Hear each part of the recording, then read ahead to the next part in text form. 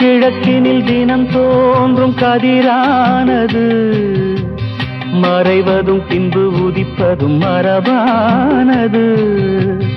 கடல்களில் உருவாகும் அலையானது விழுவதும் பின்பு எழுவதும் இயல்பானது.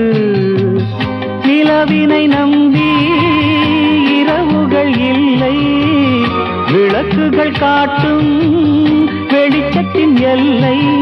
ஒரு வாசல் மூடி மறுவாசல் வைப்பான் இறைவன்.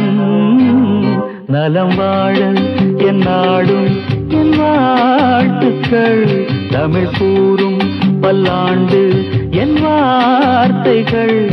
இளவேனில் உன் வாசல் வந்தாடும், இளந்தென்றல் உன் மீது பண்பாடும்.